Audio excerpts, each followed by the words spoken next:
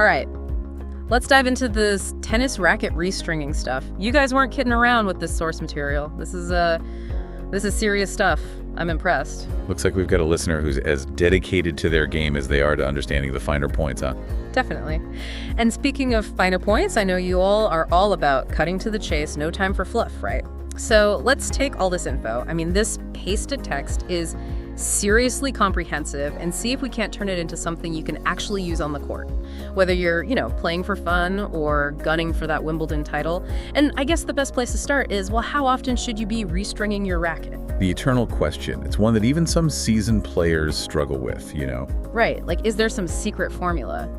Luckily, this source actually makes it pretty simple. They have this rule of thumb. Basically, restring as many times a year as you play per week. So twice a week on the court. Aim for 2 restringings a year, once a month. You're good with just once a year. You see, a lot of people, they think of restringing like, I don't know, like going to the dentist. You only do it when something's broken, right? But what's cool about this source is they emphasize the performance side of things. Okay, yeah, let's get into that. Because I see here it mentions how string tension can really mess with, well, everything. Power, control, even that sweet spot everyone's chasing. Exactly, it's all connected. Think of it this way, right? As those strings lose tension, your shots, they might start feeling a little debonked. Could be anything. Maybe you're spraying the ball more, or that sweet spot feels smaller, less forgiving. And the thing is, it happens gradually, so you might not even realize it's the strings. Have you noticed anything like that in your own game, by any chance? Whoa, yeah. It's like driving with underinflated tires or something. You can do it, but it's not going to be pretty.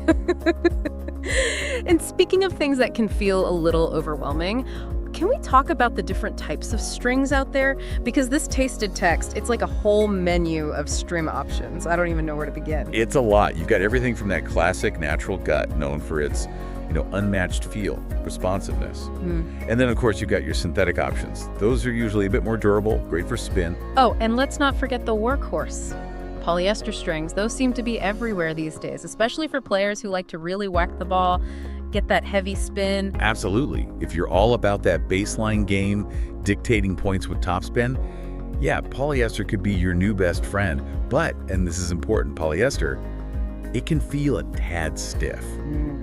Especially for someone who's maybe still developing their arm strength. So yeah, not exactly one size fits all when it comes to strings. Makes sense. Although something else caught my eye here. This source mentioned hybrid string setups. What's the deal with that? Sounds kind of high-tech. Now you're getting into the really interesting stuff. It's all about customization. Imagine this, you could have different types of strings in your racket, right? Like maybe you have a powerful polyester for your main strings, but then for the crosses, you use a softer multi-filament to boost the feel, the touch. So it's like a custom-tailored string bed. Or like a perfectly fitted suit, but for your racket. Exactly. That level of personalization can make a world of difference. Especially as you become more in tune with the little quirks of your game. Okay, you've definitely piqued my interest. We might need to do a whole nother deep dive just on hybrid setups. Seriously. Maybe we will. But for now, let's switch gears a little bit. Talk about something that I think often gets overlooked, but it's crucial. Tension. Right, the unsung hero. Or maybe the villain, depending on how you look at it. For sure. You see, even if you have the most amazing strings in the world, if the tension is off, well, the whole racket's gonna feel wrong. Okay, so how do you figure out what tension is right for you? I feel like that's one of those if you have to ask kind of things. Honestly, it's not as complicated as people think. One thing this source really emphasizes is that at the end of the day, tension is all about feel. Okay, I can work with that. Right. Like, think about it. You ever played basketball with one of those balls that was like way overinflated? Yeah. Or even worse, totally flat? Oh yeah, worst. Especially if you're stuck with the overinflated one. It's like dribbling a rock. Exactly. Same idea with your racket. That feeling you get, it all comes down to how the ball responds when you hit it. And tension plays a huge role. Like, generally speaking, lower tension. You're gonna have a bigger sweet spot. Wait, really? So like looser strings, bigger sweet spot? How does that work? Think of it like a trampoline. Looser fabric means more give, right? More surface area where you can jump and still get that bounce. Same principle with your strings. Okay, that makes sense. So if you're still, working on your swing, haven't quite mastered that perfect technique, a lower tension would be more forgiving. You got it. Now, on the flip side, if you want more control, you're going to want to go with a higher tension. Oh, right, because tighter strings, less give. Exactly. It's like going from that trampoline to a tightly strung ping pong table. You need to be way more precise with your shots because there's not as much margin for error. So it's that classic trade-off, power versus control. Lower tension, you get that bigger sweet spot, more power, but maybe not as much precision. Higher tension's all you, baby. Total control, but you gotta be on point with every swing. Man, no wonder there's no magic number that works for everyone. Nope, not even close. I was reading about how even the pros, right? They all have their own preferences when it comes to tension, and it can be totally different. Some of them swear by crazy high tension, like they want that absolute control. But then you have others who actually prefer a bit more in the strings, helps them really attack the ball. Just goes to show, even at that level, it's all about finding what works best for you. Okay, so we've covered restringing frequency, we've explored the vast universe of string types, we've tackled the tension conundrum. What else do our listeners need to know to become like restringing gurus? Well, we can't forget about the importance of, basic racket care. I mean, you could have the best strings, the perfect tension, but if you're not taking care of the racket itself, that's not going to matter much. Oh, right. The source did mention something about maintenance. Okay, full disclosure, I'll admit, I haven't always been the best at, babying my racket. Sometimes it ends up riding in the back of my car, which... Right. Probably not ideal, right? Probably not the best spot treatment for your racket, no. One of the biggest things is heat. Like leaving your racket in a hot car. Huge no-no. Really? Why is that? Think about what happens to a rubber band when it sits out in the sun too long. Loses its elasticity, right? Gets all brittle. Same concept with your strings. That heat, it can actually make them lose tension, even become brittle over time. Noted.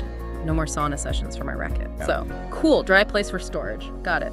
Anything else? Just common sense stuff, really. Wiping down your strings after each use makes a bigger difference than you'd think. Wipe down the strings. You're serious. Oh, yeah. Think about it. Sweat, dirt, all that grime. Over time, it builds up and can actually wear down your strings faster. Huh. Okay, it's like anything else. A little maintenance goes a long way. Kind of embarrassed. I haven't been doing this all along. What else? Give me all your racket wisdom. All right. So another thing to keep an eye on, and you may have noticed this with your own racket, are those little grommets. Where the strings pass through the frame? They're like little protectors. Oh, yeah. Those little guys. They're usually different colors, right? Exactly. And they're important. They protect the strings from, rubbing against the frame and getting damaged.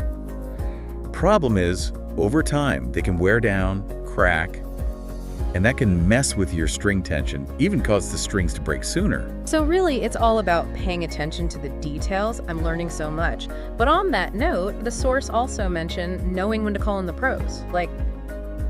There are just some things better left to the experts, right? 100%. I mean, sometimes you just got to know when to say when, right? Especially with these higher-end rackets. You don't want to be messing around trying to restring it yourself and then boom, disaster. Yeah, it's like trying to fix your own car. Some things are better left to the mechanics, right? A good stringer, it's like they're your racket's personal trainer. They know exactly what it needs. Love that analogy. They've got the experience, the tools. You're going to get way better results than trying to do it yourself, most likely. Okay, so before we wrap things up and let everyone get back to, hopefully restringing their rackets or at least booking that appointment, let's do a quick recap, make sure everyone's got the key takeaways from our little deep dive here. Sounds good to me. All right. First up, restringing. It's not just about fixing broken strings. It's about maintaining your racket's performance, keeping it in tip-top shape so you can play your best game every time. Think of it like a tune-up, but for your racket. And remember what we said about strings. There's no one best string out there. Natural gut, synthetics, polyester, even those hybrid setups we talked about. It all depends on you, right? Your style, what feels right. Right. Got to factor in the feel. And then, of course, there's the tension. That's a whole other can of worms, but it's crucial. Lower tension, bigger sweet spot, more power. Higher tension, more control. It's all about finding that balance, that sweet spot that just clicks with your game. And the cool thing is, you can experiment a bit, see what feels right for you. It might take a little trial and error. Totally. This whole deep dive, it really just goes to show you knowledge is power, even when it comes to tennis.